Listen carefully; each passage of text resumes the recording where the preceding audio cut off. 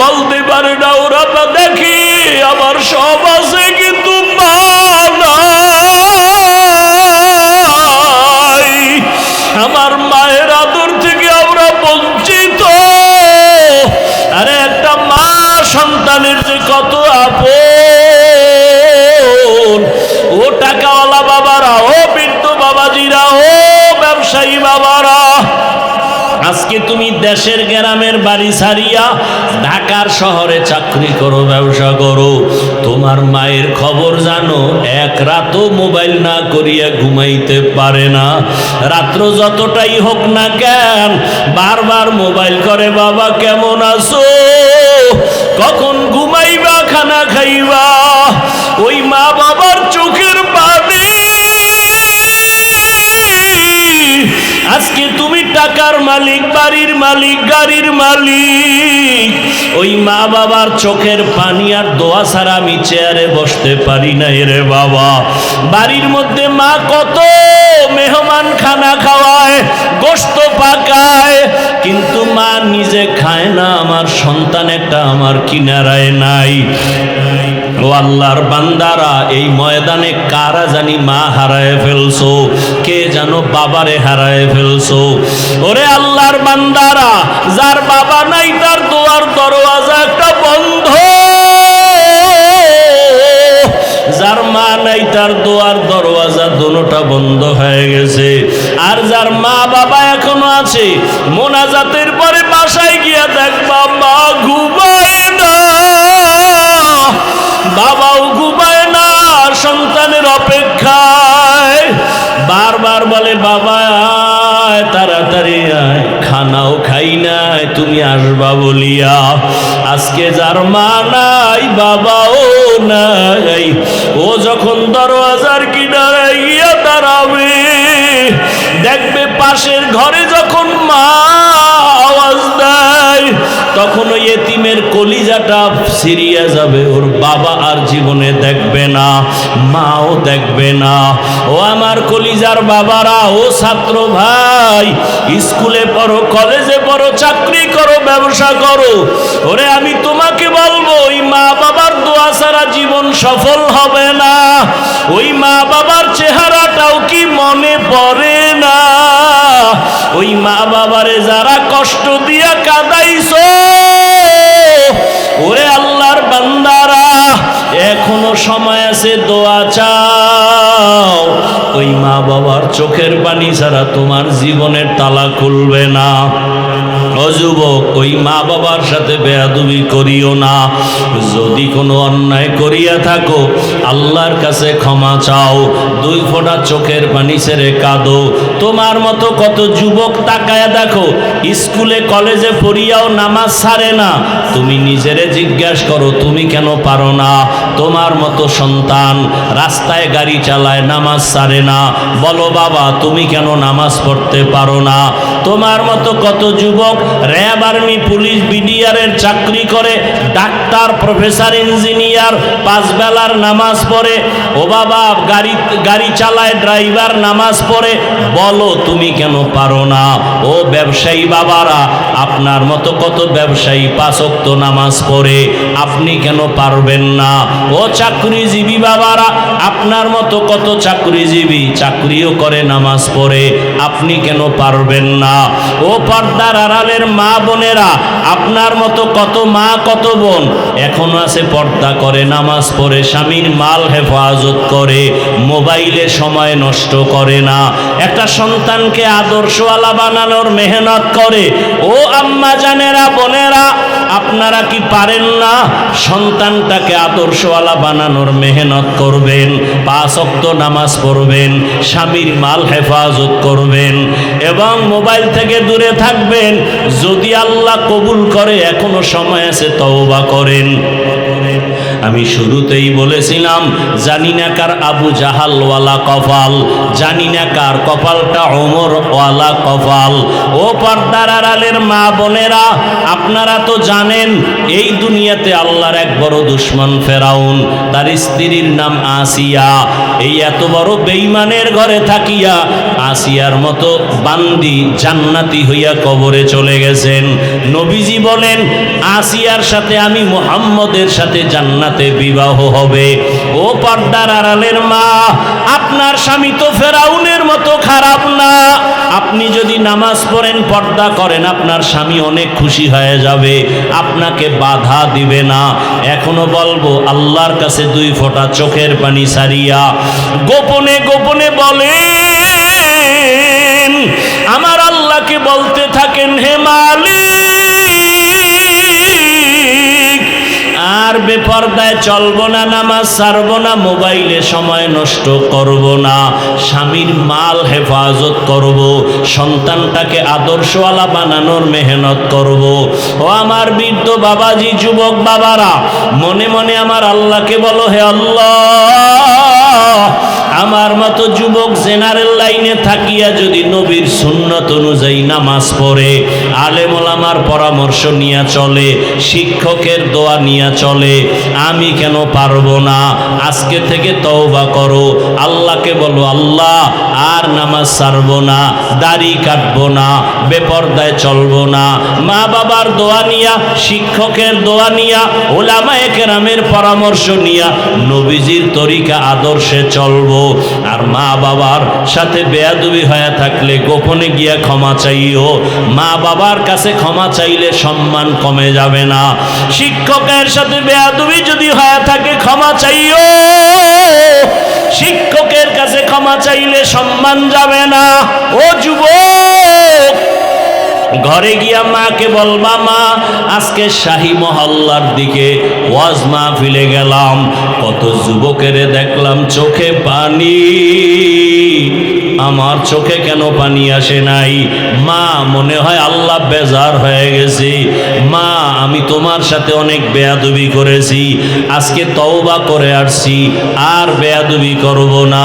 তুমি আমার মাথায় হাত দিয়া দোয়া করে দাও। ও যুবক, যদি মাকে বলতে পারো, দেখবা মায়ের চোখে পানি, মা কান্না করে বলবে, বাবা মাথায় হাত দিয়া ডাক দেবে, ও আরশে আজিমের মালিক, আমার কলিজার সন্তানটাকে তুমি কবুল করিয়া নাও। মা যদি মাথায় হাত দিয়া দোয়া করে, আমার আরশে আজিমে কবুল। ও যুবকেরা, বাবারে পাইলে দোয়া চাও, মা বাবার দোয়া ছাড়া কপাল খুলবে না। গুনার থেকে আল্লাহর কাছে তওবা করো, জবানের দ্বারা গুনাহ করব না। জবান বড় এক নেয়ামত, ভালো করে তাকাইয়া দেখো। এই জবানে যার কথার আওয়াজ নাই, ওর কলিজা ফাইটা কান্না আসে, ও আম্মু বলে ডাকতে পারে না, আব্বু বলে ডাক দিতে পারে না, ও মনের ভাষাটা বুঝাইতে পারে না, ইশারায় বলে আর চোখের বাড়ি ছেড়ে কাঁদে। আর তোমার আমার মনের যত ব্যথা তুমি মাকেও বলতে পারো, মাকে বুঝায় বললে মায়ের চোখে পানি। জবান দিয়া কথা বুঝাইয়া যদি একটা ছাত্র অন্যায় কইরা ওস্তাদের কাছে বুঝায় বলে, ওস্তাদের মনটা নরম, ক্ষমার চোখে দেখে, চোখে পানি আসে।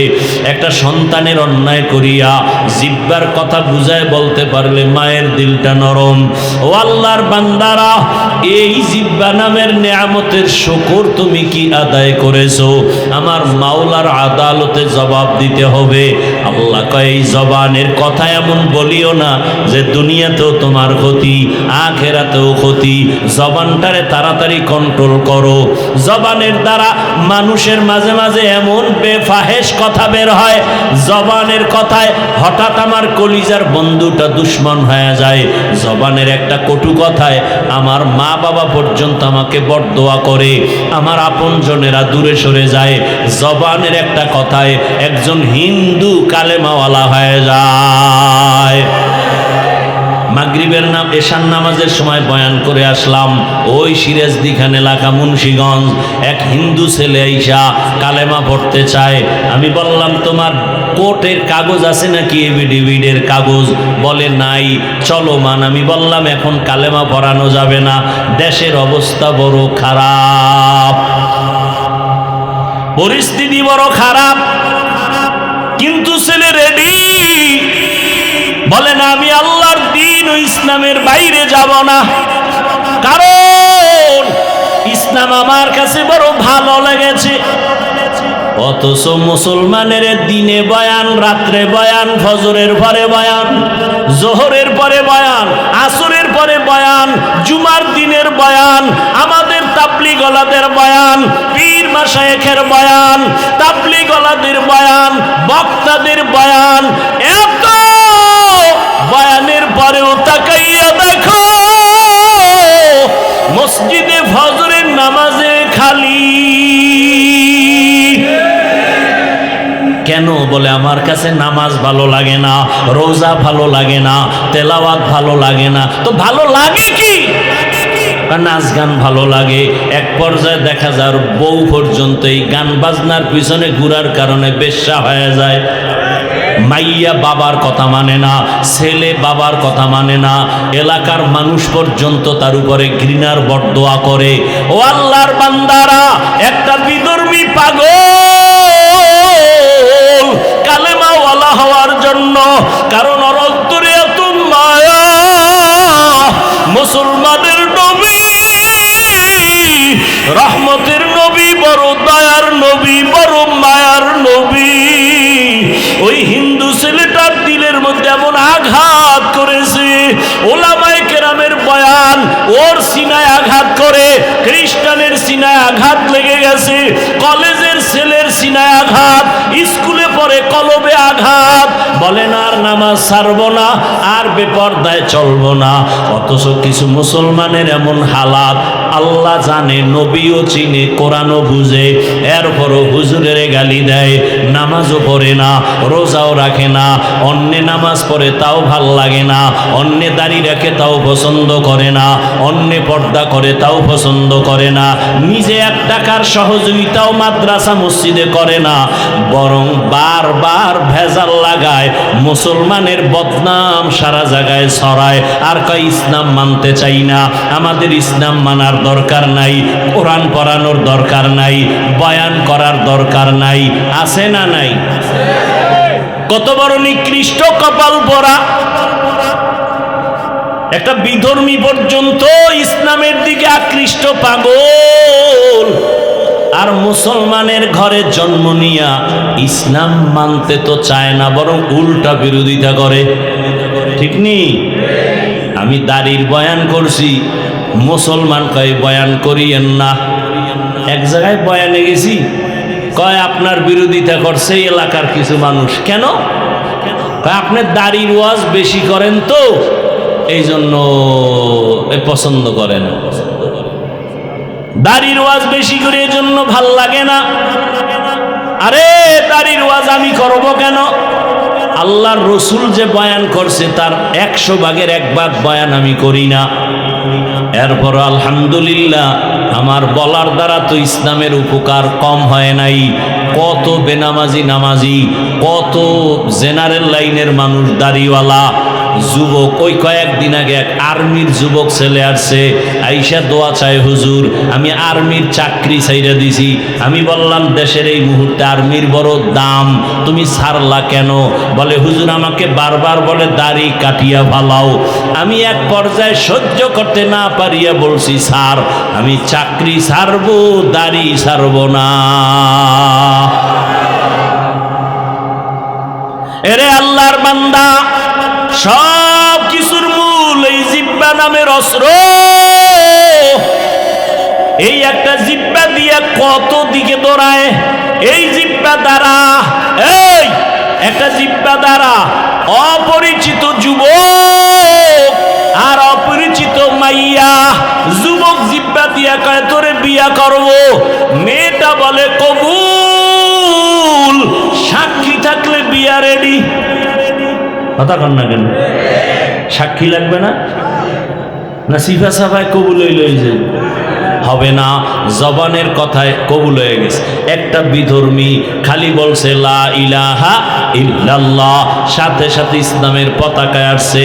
আবার ইসলামী এক ব্যক্তি জবান দিয়া বলে আমি ইসলাম মানি না, সাথে সাথে বেঈমান।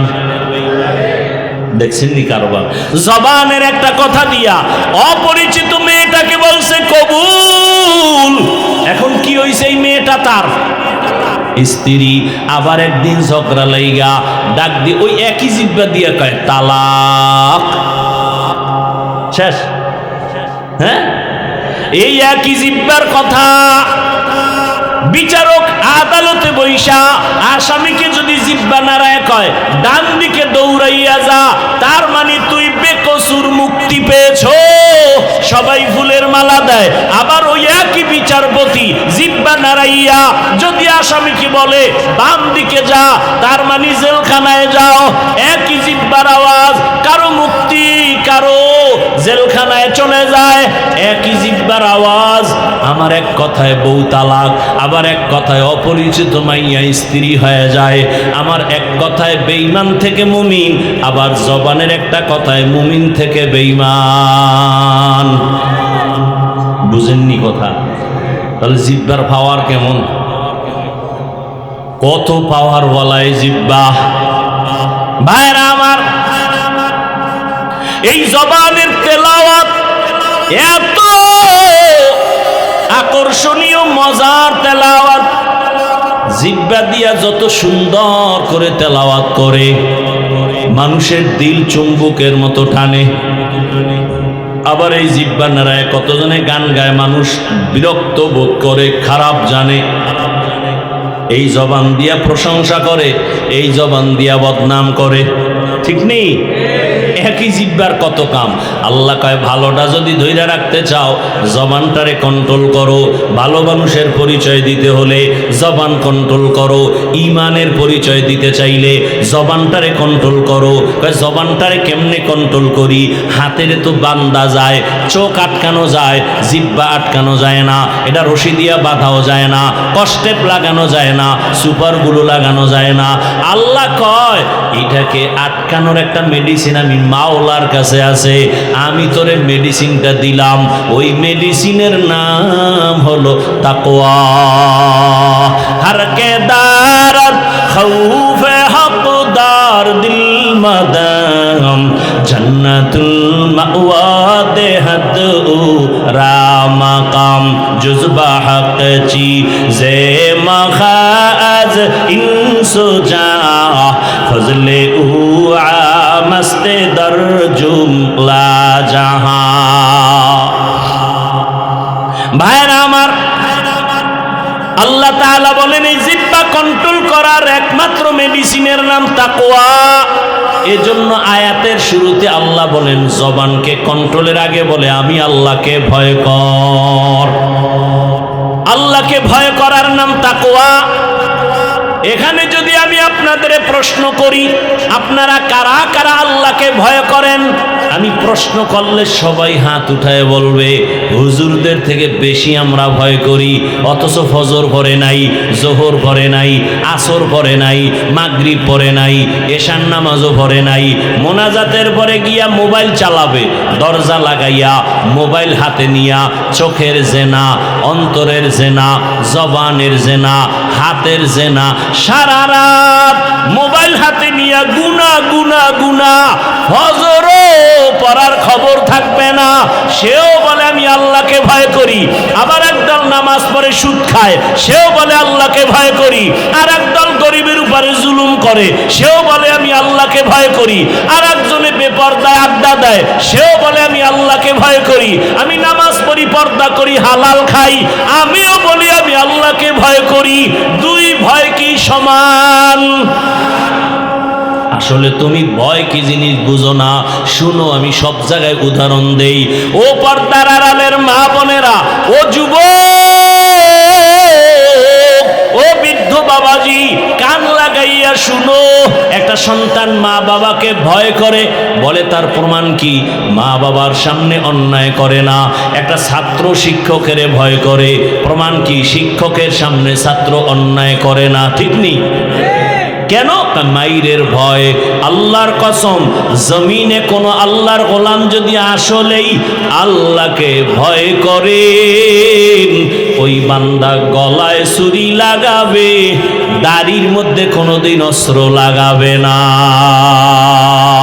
হরকে দারা খৌফে হকদার দিল মদম জন্নতুল মাওয়া দেহদ রাম কাম জুজবা হক চি জে মফাজ ইনসো জা ফজলে উআ মস্তে দর জুমলা জাহা। ও আমার কলিজার যুবক, কয়দিন বাহাদুরি করে দুনিয়াতে চলবা? তোমার চোখের সামনে কত বাহাদুর লাশ হয়ে গেল। এমন একটা দিন নাই যুবকের লাশের খবর নাই। পানির নিচে যুবকের লাশ, গাড়ির নিচে যুবকের লাশ, ঘুমের বিছানায় যুবকের লাশ। কয়েকদিন আগে দেখো নাই এই ফেসবুকের গোলাম বাবারা? কয়েকদিন আগে দেখছো এক আল্লাহর বান্দা বিদেশে চাকরি করিয়া টাকা পয়সা অলংকার নিয়া ঢাকা এয়ারপোর্টে আসছে, বাড়ি যাবে বেড়াবার জন্য ছুটি নিয়ে আসছে। এয়ারপোর্টে তার সন্তান পরিবার গাড়ি নিয়ে হাজির। ওই বেচারা যুবক টাকা পয়সা অলংকার সব টলিমলি নিয়ে সব হাদিয়া নিয়ে গাড়ির মধ্যে উঠিয়া বাড়িতে রওনা। সন্তান হাতে পাইয়া চুমু খায়, কত আনন্দ। আনন্দ করতে করতে স্ত্রী সন্তান নিয়ে বাড়িতে গাড়ি চলছে, অনবরত গাড়ি চলে। চলতে চলতে চলতে চলতে বাড়ির পার্শ্বে আর একটু সময় বাকি আছে। হঠাৎ করে আমার মাওলার কুদরতের খেলা, ড্রাইভার গাড়িটা পানির মধ্যে ফেলে দিয়েছে। তোমরা ফেসবুকওয়ালারা অনেকে জানো, কিন্তু আকাম করতে করতে কলব নষ্ট হয়ে গেছে। এগুলো দেখাও অনেকের কলবের মধ্যে ধাক্কা লাগে না, অনেকে জানেও না, অথচ সারা দুনিয়ার বাঙালিরা দেখছে আর চোখের পানি ফেলছে।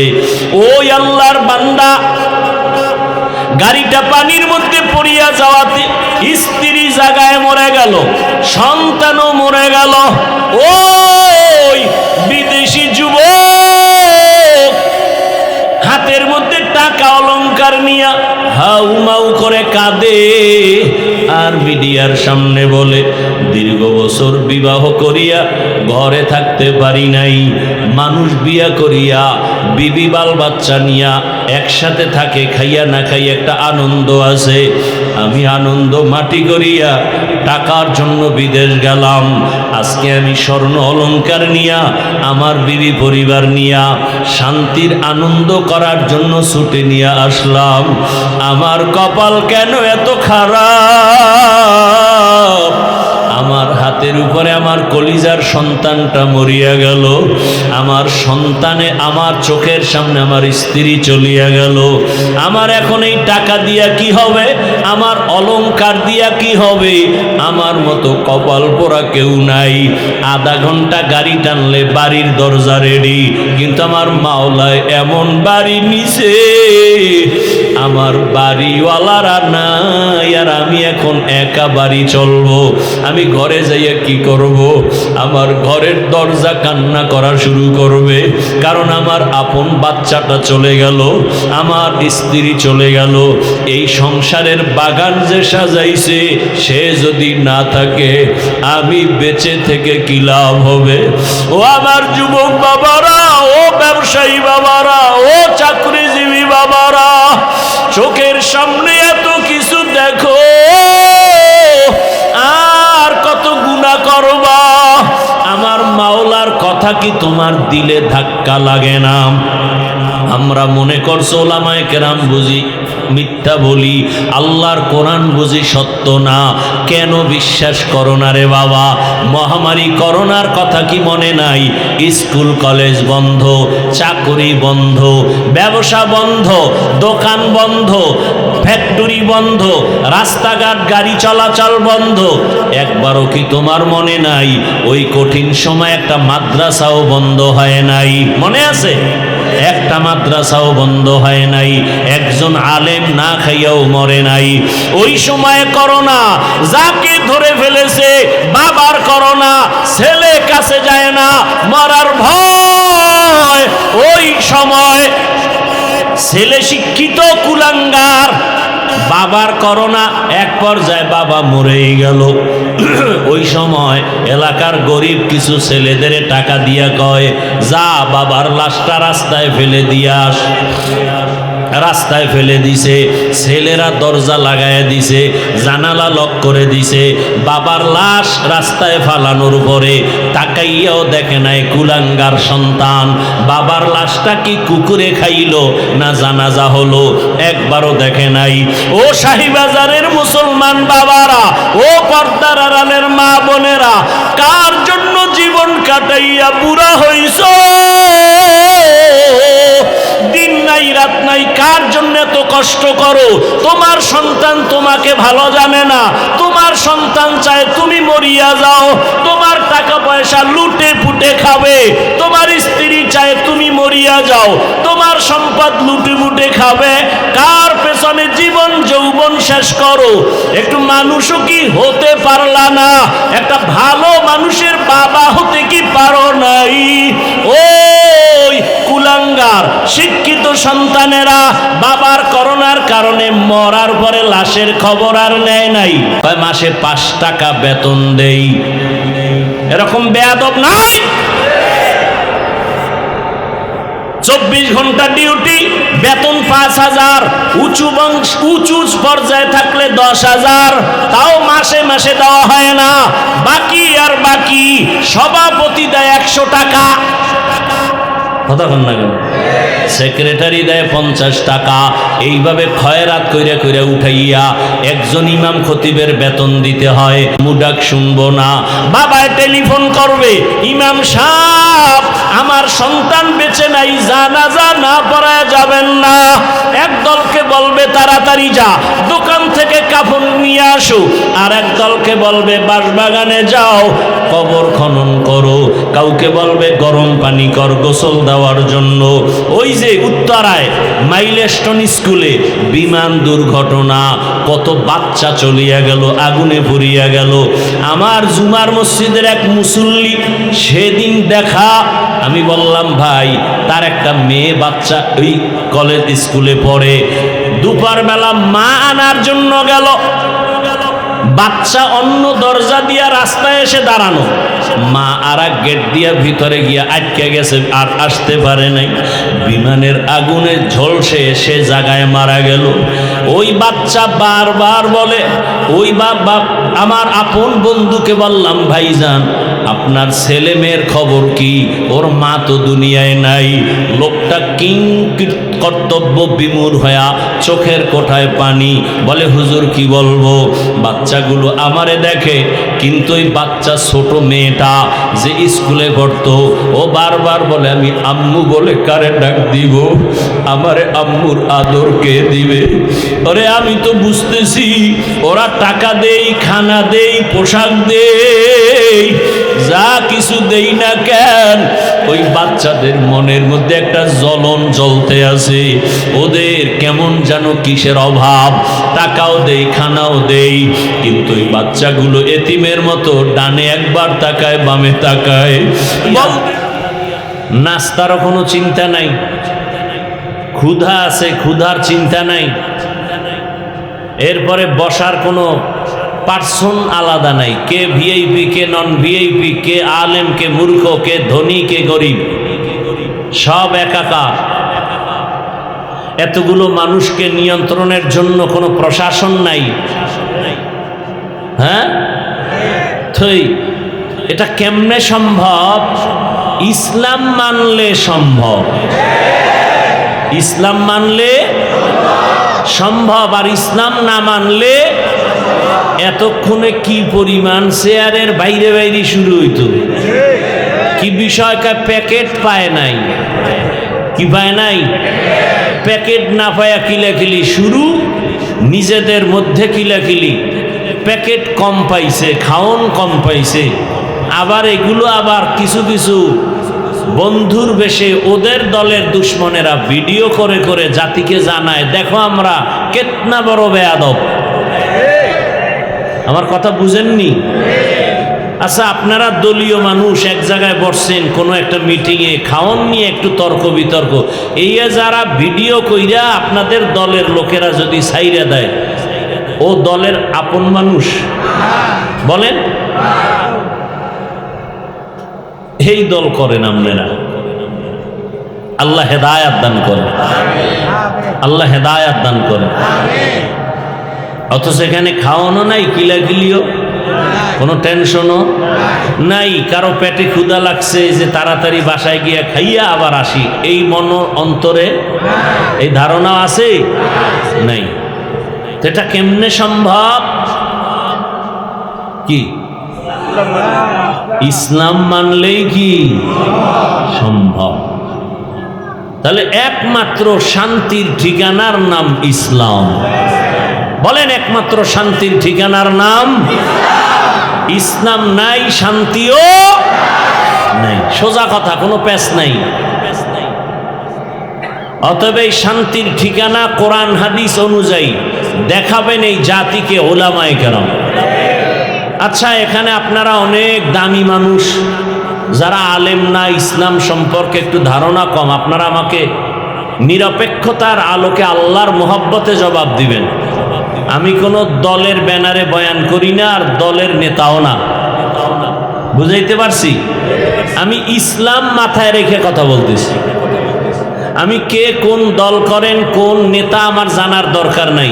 আপনার আমার পরিচয় মুসলমান, আমাকে ধর্মের নাম বাস, আমি সর্বোচ্চ ইসলামটাকে মাথায় রেখে বয়ান করতেছি। কথা বুঝাইতে পারছি? আচ্ছা বলেন তো, আমরা যে ইসলাম মানি, কোরআন মানি, হাদিস মানি, আমাদের ইসলাম, আমাদের কোরআন হাদিস কি দুর্বল? বুঝে তাল মিলেন না, বহু তাল মিলে ভেজাল লাগাইছেন। খুব চিন্তা করে বলেন, আমাদের ইসলাম দুর্বল, আমাদের কোরআন দুর্বল। আচ্ছা, মানুষের জীবনে যত সমস্যা হতে পারে সব লাইনের সমাধান কি ইসলামে আছে, কোরআনে আছে? একদিক থেকে একটু দুর্বল আছে কোরআন, একদিক থেকে একটু ইসলাম দুর্বল। আল্লাহ বুঝার তৌফিক দান করেন। ভাইরা আমার, এক বিধর্মী জিজ্ঞাসা করলো আপনাকে, ভাই আপনাদের ইসলামটা কেমন, আপনাদের নবী মুহাম্মদ কেমন, আপনাদের কোরআন কেমন? বলে অনেক ভালো, অনেক। বলে যেমন? কয় আপনি ব্যক্তি হিসাবে যদি আপনি কোনো সমস্যায় পড়েন, সমাধান ইসলাম দিছে, কোরআনে আছে, হাদিসে। আচ্ছা বলবে, তাহলে আমার ব্যবসার লাইনে কোনো সমস্যা হলে সমাধান কি ইসলামে আছে? আপনি কি বলবেন? পূর্ণাঙ্গ আছে না অপূর্ণাঙ্গ? আচ্ছা, এরপর বলবে চাকরির লাইনে সমাধান কি, আপনারা বলেন আছে। আচ্ছা, সংসারের লাইনে সমস্যার সমাধান আছে। হঠাৎ করতে করতে যদি বলে রাষ্ট্রের সমস্যার সমাধান, তখন আপনি বলবেন না, এ বিষয়ে আমাকে ইসলামটা একটু দুর্বল। গেছে, সব বুজুর্গ হয়ে গেছে, ফেরেশতা। হ্যাঁ, রাষ্ট্রের ব্যাপারে আমগো কোরআন একটু দুর্বল, রাষ্ট্রীয় ব্যাপারে সমাধান দেওয়ার ক্ষেত্রে ইসলাম দুর্বল। হ্যাঁ, আপনারা কি দুর্বল ইসলাম মানেন? তাহলে যারা অনেকে চায়ের দোকানে বসে বসে বলেন এই রাজনীতির মধ্যে ধর্মকে টান দিবেন না, বলে না? বলে না? তাহলে আমি ইসলাম ধর্মের মধ্যে কি রাজনীতি বা ইসলামের রাষ্ট্রের নীতি নাই? তাহলে আপনি কি বুঝাইলেন? আল্লাহ হেদায়াত দান করুন। দাবি করি মুসলমান, আল্লাহরে মানতে কষ্ট, জানি শান্তির ঠিকানা ইসলাম, মানি না।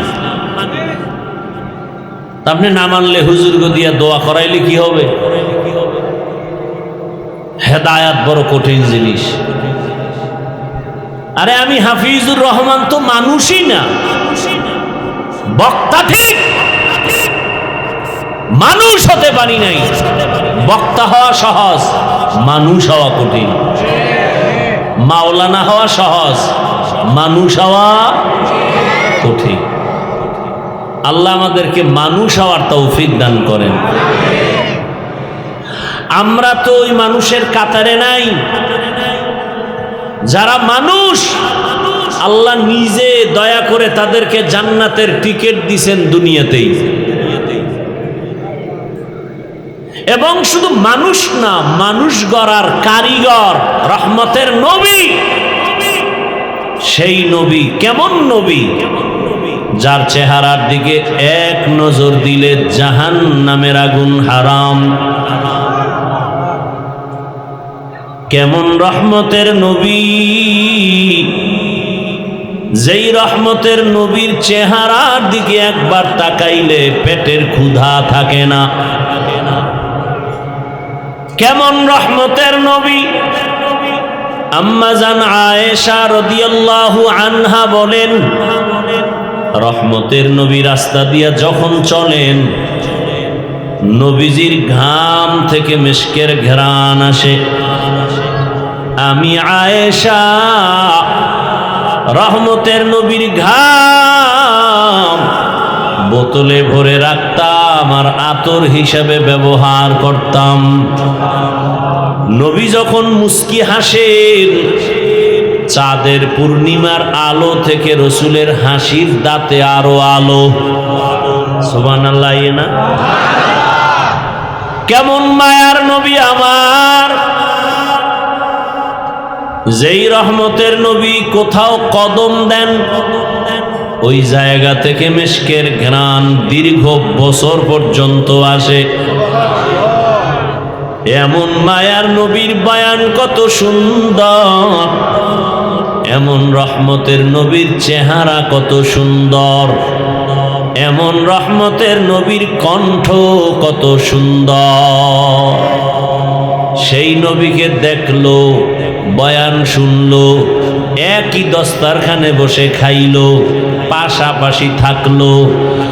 একদিন আর একবার না, টানা 13টা বছর। এরপরেও কপালে কালেমা জুটে নাই। এর নাম কপাল। এর নাম কি? 13 বছর বয়ান শুনছে, একই দস্তারখানে খাইলো, দেখলো, জানলো আব্দুল্লাহর সন্তান মুহাম্মদ কেমন। সব জানার পরে, বয়ান শোনার পরেও কালেমা পড়ে নাই। এমন নিকৃষ্ট বেঈমান কপাল পোড়ার নাম জানেননি? বলেন। আবু জাহাল। আবু গর্বসুরত আদমি ইনসাবুদে আহমদ বু জাহলো হামেক সাবুদে আদমিরা আদমিয়ত লাজমাস আউদেরাগর বুনা বশদ হি জামাস। এর নাম কপাল। 13 বছর বয়ান শুনে কালেমা পড়ে না। আর অন্যদিকে এক 27 বছরের যুবক তরবারি নিয়ে যায়, নবীকে জবাই করবে। কয় বছরের? 27 বছরের যুবক তরবারি নিয়ে দৌড়ায়, নবীকে জবাই করবে। গিয়া রহমতের নবীর চেহারা মোবারক দেখিয়া তরবারি ফালায় কয়, রহমতের নবী আমাকে মাফ করে দেন, কালেমাওয়ালা মুসলমান বানায় দেন। এমন সান কপালওয়ালার নাম জানেননি? নাম কি? আতিনা ফি দারে দুনিয়া না হাসান আতিনা ফি দারে উকবা না হাসান ইয়া গিয়াসাল মুস্তাগীসিন اهدنا الافتخارا بالعلوم والغنى ہر گوری دینے کو تو تیار ہے جو نہ مانگے اس سے تو بیزار ہے 13 বছর বয়ান শুনে কালেমা পড়ে না 27 বছরের যুবক তরবারি নিয়ে নবীরে জবাই করতে গিয়া কালেমাওয়ালা হয়ে গেল। এর নাম কফাল। এর নাম কি? কফাল। বহুদিন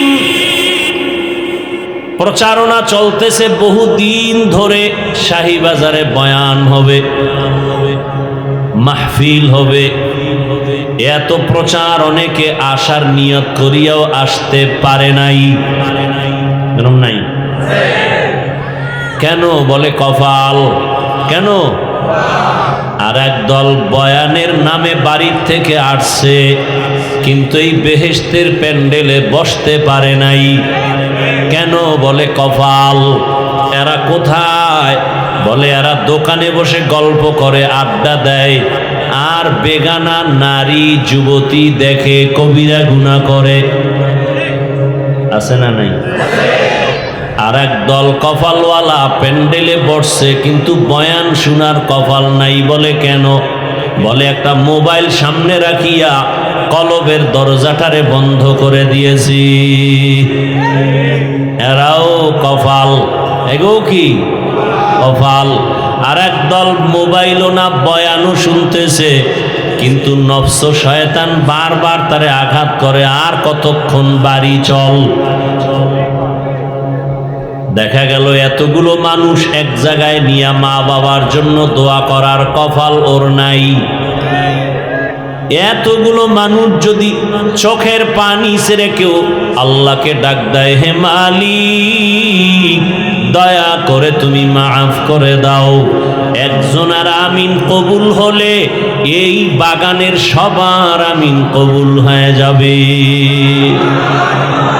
এত সুন্দর সুযোগ পাইয়াও যারা মা বাবার জন্য মোনাজাতে দোয়ার সুযোগ নেয় না, এদের মতো কপাল পোড়া এই জমিনে আর নাই।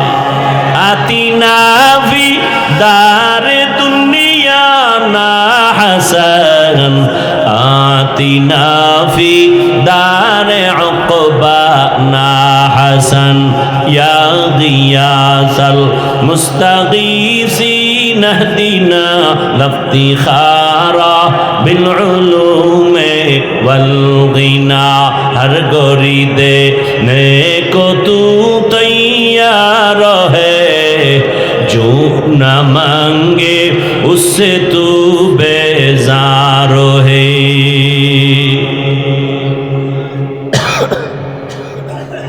সাউন্ডটা যে কানে স্পষ্ট আসবে, অনেক ধাক্কা জোর দিয়া বলার পরে সাউন্ড যায়। এত কষ্ট করে কথা বলা যায়?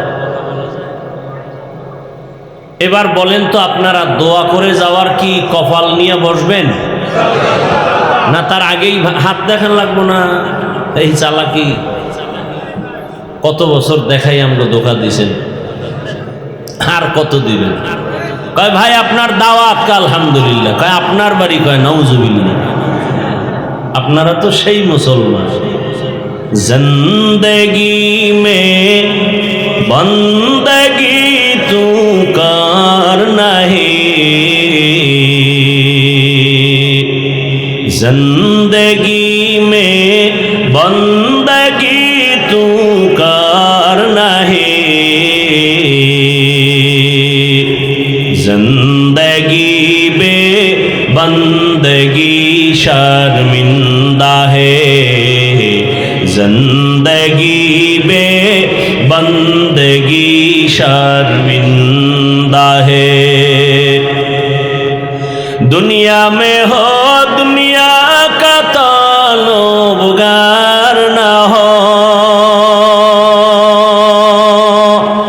बाजार से गुजर हो खरीदार ना हो ये दुनिया एक मिसल कागज फूल है ये दुनिया एक मिसल कागज फूल है जिंदगी में बंदगी तू कर नहीं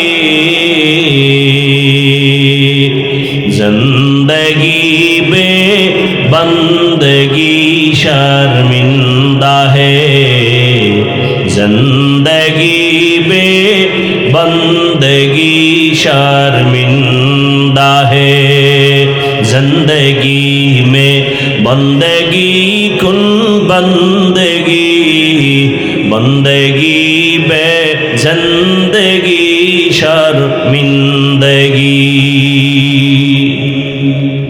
আমি যে একটা আয়াত পড়ছি বয়ানের শুরুতে দুইটা আয়াত একটা হাদিস না দুইটা হাদিস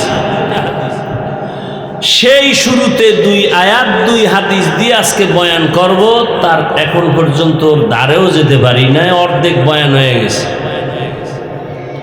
এই অর্ধেক বয়ান কি করলাম প্যান্ডেল আর আপনাদের মনোযোগকে ঠিক করলাম এই অর্ধেক টাইমে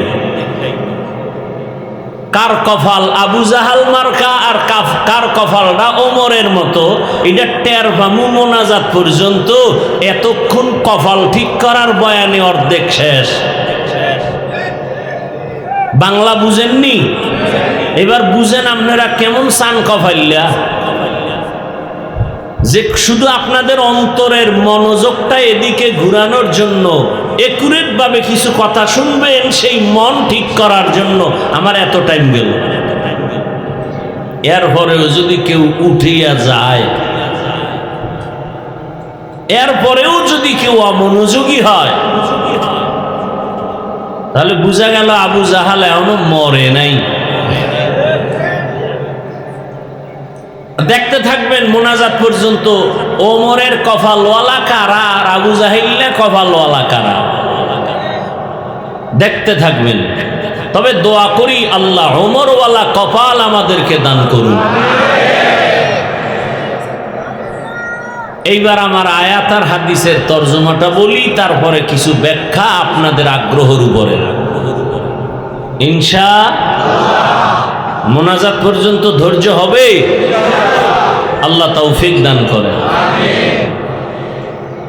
ইয়া আইয়ুহাল্লাযীনা আমানুত্তাকুল্লাহা আকুলু কাওলান সাদীদা আল্লাহ বলেন হে মুমিন তোমরা আল্লাহকে ভয় করো তাকওয়া অর্জন করো এবং জবান দিয়া যা বলো সঠিক শালীন ভাষায় বলো লাভ ইউসলিহ লাকুম আমালাকুম ওয়া ইয়াগফির লাকুম যুনুবাকুম দুইটা লাভ হবে এক নাম্বার লাভ তোমার যাবতীয় ভুল আমলগুলো আমি সঠিক করে দিব দুই নাম্বার লাভ হলো তোমার জীবনের সব গুনাহ মাফ করে দিব আমাইয়ুতিল্লাহ ওয়া রাসূলাহু যে বা যাহারা আল্লাহ এবং রসুলের অনুসরণ করবেন ফাকাদ ফাজা ফাউজান আযীমা তাদের বিজয়টা হবে চূড়ান্ত বিজয় বলে কেমন বলে তারা বিনা হিসাবে জান্নাতি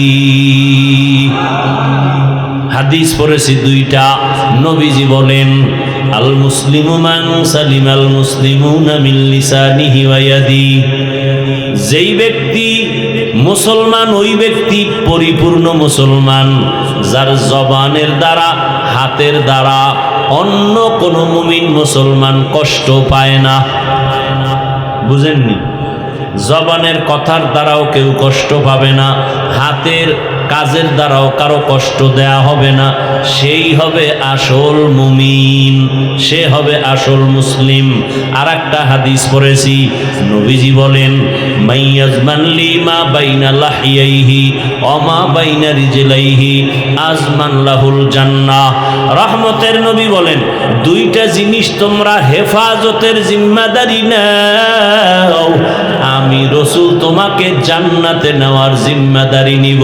কয় জিনিস?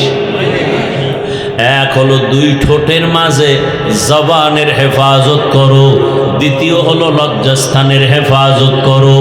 এই দুইটার হেফাজত যারা করবা, আমি নবী ওয়াদা দিলাম তাকে আমি জান্নাতে নেওয়ার জিম্মাদার হয়ে গেছি। আয়াত দুইটা, হাদিস দুইটার তরজমা শেষ, আলোচনার বিষয় দুইটা। এক নম্বরে আল্লাহকে ভয় করো, দ্বিতীয় হলো জবানকে হেফাজত করো, জবানকে হেফাজত করো। আল্লাহ তাআলা সূরা আহজাবের এই আয়াত আল্লাহ তাআলা কেন বললেন জবান হেফাজত করো, কান হেফাজত করো কেন বলেন নাই, হাত হেফাজত করো কেন বলেন নাই, জবানের কথা কেন বললেন? বলে পুরা বডির মধ্যে জবান হলো একটা কঠিনতম অস্ত্র। জবানের মতো অস্ত্র তেমন কঠিন নাই। কঠিন এক অস্ত্রের নাম জিহ্বা। প্রতিদিন সকালবেলা মানুষ যখন ঘুম থেকে উঠে হাত জবান থেকে পানা চায়, আল্লাহ জবানের ভেজাল থেকে মাফ করো, বাঁচাও। চোখ পানা চায়, আল্লাহ জবানের ঝামেলা থেকে আমি চোখেরে বাঁচাও। বুঝেননি? খেয়াল করিয়েন। আচ্ছা, জবান থেকে পানা চায় কেন? চোখ, হাত, পা কেন? কয় ঝামেলাটা আগে জবানে বাজায়, এরপরে হাতের উপরে ফিডা শুরু হয়। ঠিক নি? জবান আগে ঝামেলা বাজায়, ঝামেলার কারণে চোখের উপরে আঘাত। জবানে যদি ঝামেলা যুক্ত কথা না বলে তো হাত নিরাপদ, পা নিরাপদ, চোখ নিরাপদ। জবান এমন একটা কঠিন ঝামেলা যুক্ত অস্ত্র। যেমন আমগো দেশে আছে 2 টাকা দামের ব্লেড। ব্লেড এমন একটা অস্ত্র যে ডানেও কাটে, বামেও কাটে, সামনেও কাটে, পেছনেও। জিহ্বাটাও কিন্তু ব্লেডের মতো চারপাশে ধার, যেদিকে মারে কাটে। মায়েরে বলে মাও কষ্ট পায়, বাবারে বললেও কষ্ট পায়। জিহ্বা দিয়া কষ্টের কথা ভাইকে বললেও বেজার হয়। জিহ্বা নামের কথায় আল্লাহও বেজার, জিহ্বা নামের কথায় উল্টা পাল্টা কথা বলবা আমার নবীও বেজার। জবানের কথায় আমার মুসল্লিও বেজার।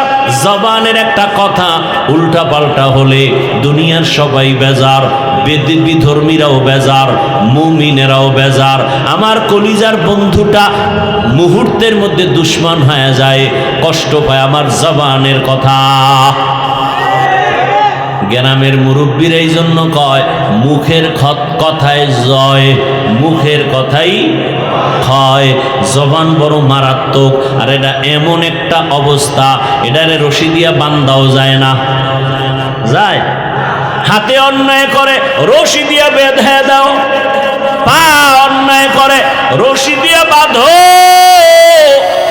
চোখ অন্যায় করে কালা চশমা লাগাও, পট্টি লাগাও, কান অন্যায় করে কানের ছিদ্র বন্ধ করো, ওখানে আর অন্যায়ের কোনো আওয়াজ যাবে না।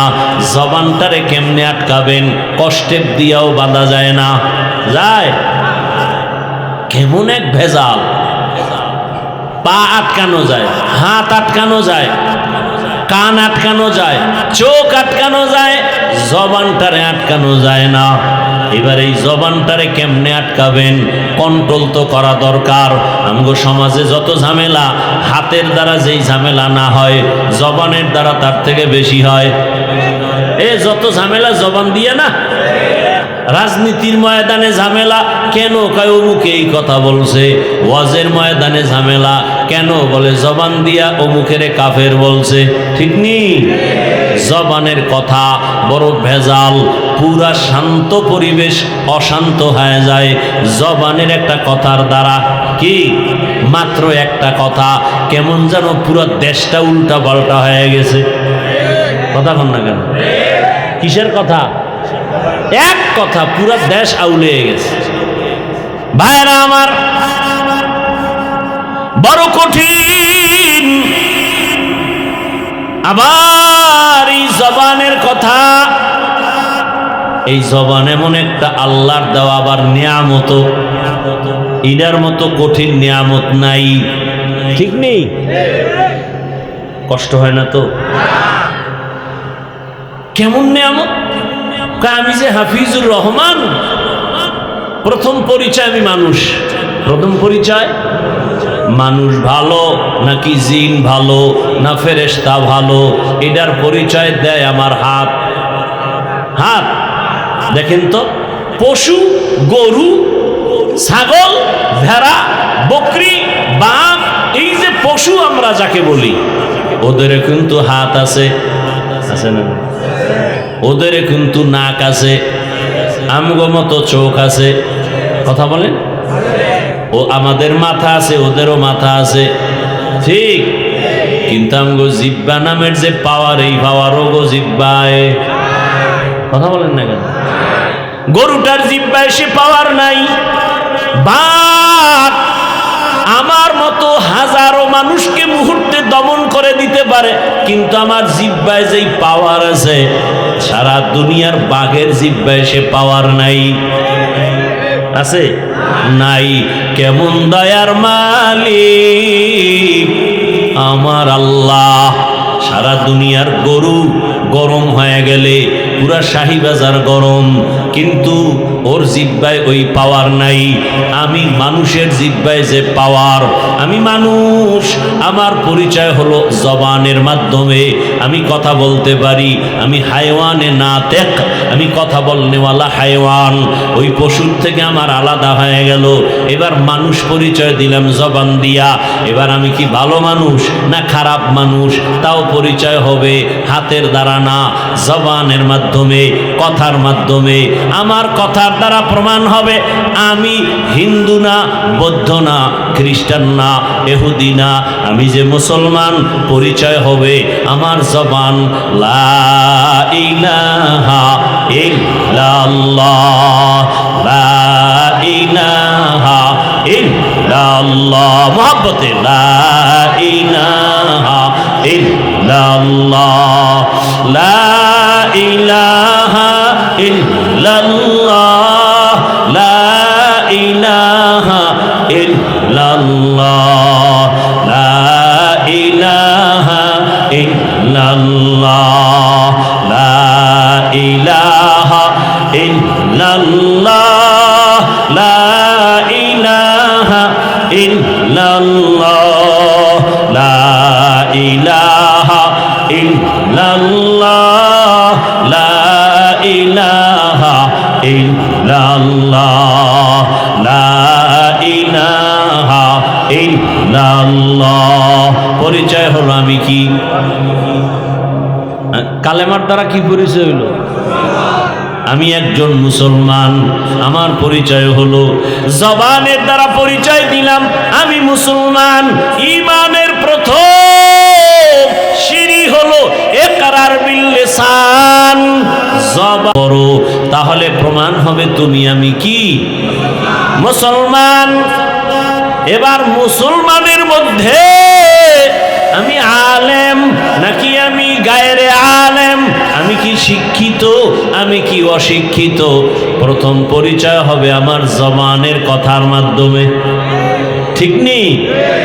এরপরে আলেম পরিচয় হলো, এরপরে আমি ভালো আলেম না খারাপ আলেম, আমার কথার মাধুর্যতায় পরিচয় দিবে আমি সন্তান ভদ্র নাকি অভদ্র, আমি সভ্য নাকি অসভ্য, আমি সুন্দর নাকি অসুন্দর, আমার আখলাক কেমন, আমার আমল কেমন, আমার কথার দ্বারা প্রথম পরিচয় হবে, ঠিক কিনা? তাহলে জবান কত বড় নেয়ামত। আসেন আরো একটু বুঝাবার চেষ্টা করি।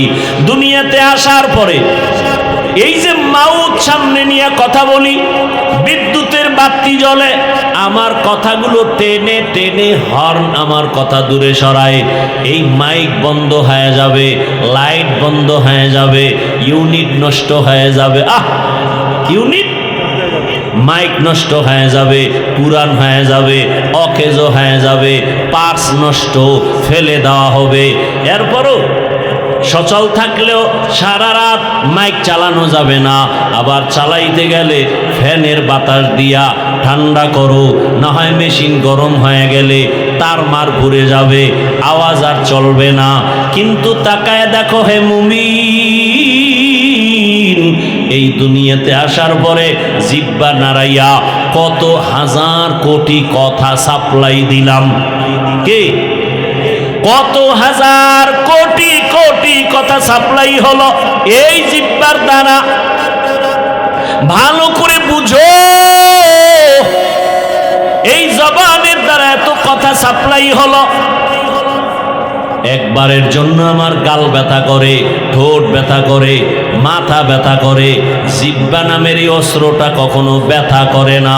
এরে আল্লাহর বান্দা, আমি গাড়ি চালাই, আমার গাড়ি এখান থেকে টেনে দেশের আর এক প্রান্তে আমাকে নিয়ে যায়, এত যে দৌড়াই, গাড়িটার চাক্কা চলে, ওই গাড়ি চালানোর জন্য একটা ইঞ্জিন আছে না নাই?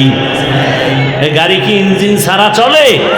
একটা ইঞ্জিন আছে, তবে ইঞ্জিনটাও এমনি চলে না, এটারে তেল দেওয়া লাগে, শেষ হয়ে গেলে আবার তেল, শেষ হয়ে গেলে আবার অকটেন, আবার পেট্রোল, আবার ডিজেল, না হয় আবার গ্যাস ঢুকাও। আল্লাহ যে আমার এই জিহ্বা নামের একটা মেশিন দান করেছেন, এই জিহ্বা নাড়াইয়া নাড়াইয়া আমি আমার হাত দিয়া মায়ের যত কাজ করি, এই খেয়াল করেন, আমি আমার হাতের দ্বারা মা বাবার যত কাজ করে দেই, মা বাবা ওই পরিমাণ খুশি না। জিহ্বা দিয়া আম্মু বইলা ডাক দিলে মা যেই পরিমাণ খুশি। একটা সন্তান জিহ্বা দিয়ে আম্মু ডাকবে না, খালি কাজ করবে, মা বাপ খুশি হবে না। শিশুবেলা থেকে যখন আমি কথা বলতে জানি না, কথা বলা যখন শুরু করছি, ওই সময় আমার ছোট মুখে আম্মু ডাকের মজা আলাদা, ঠিক নেই? ওই সময়ের আমার আব্বু ডাকের মজা আলাদা, এখন যে ডাকি সেই মজাও আলাদা। ওই সময়ের মজা এমন মজা, ওই সময় যেই বাচ্চাগুলো আম্মু বলিয়া ডাকে না, ওই সময় যেই বাচ্চারা আব্বু বলে ডাকে না, বাবার মনে বড় কষ্ট। আমাদের কাছে অনেক আল্লাহর বান্দারা দোয়ার জন্য এসে কয়, আমার সন্তানের 5 বছর, আব্বুও কয়া ডাকে না, আম্মু বলে ডাকে না। বারবার মনে চাই ওই সন্তানেরটা আব্বু বলে ডাকবে, আম্মু বলে ডাক দিবে। জবান দিয়ে কথা বলো, কথা বললেই খুশি। আল্লাহ বলে, দেখ বান্দা, এই জিহ্বা নাড়াইয়া কত কোটি কোটি কথা বলতেছি, 1 সেকেন্ডের জন্য জিহ্বা ব্যথা হয় না, কথা বন্ধ হয় না। কত মানুষ ঘুমের মধ্যেও জিহ্বা নাড়ায় কথা কয়। জিহ্বার কথার দ্বারা প্রমাণ আমি বংশ ভালো, আমি আলেম ভালো, আমার মা বাপ ভালো, আমার মানুষ হিসাবে আমি ভালো, আমার ধর্ম আমার ভালো, আমার আখলাক ভালো, আমার চরিত্র ভালো, আমার বংশ ভালো, আমার পিছন ভালো, সামন ভালো। সব কিছুর পরিচয় হলো জবানের কথার মাধ্যমে। এই জন্যই তো আল্লাহ বলেন, আর রহমান আল্লামাল কুরআন খালাকাল ইনসান আল্লামাহুল বায়ান। আল্লাহ তাআলা বয়ান শিক্ষা দিয়েছেন আমাদেরকে, কোরআন শিক্ষা দিয়েছেন আমাদেরকে, আমরা কিভাবে কথা বলবো শিখাইছেন কি? তাহলে জবান একদিকে বড় অস্ত্র, আবার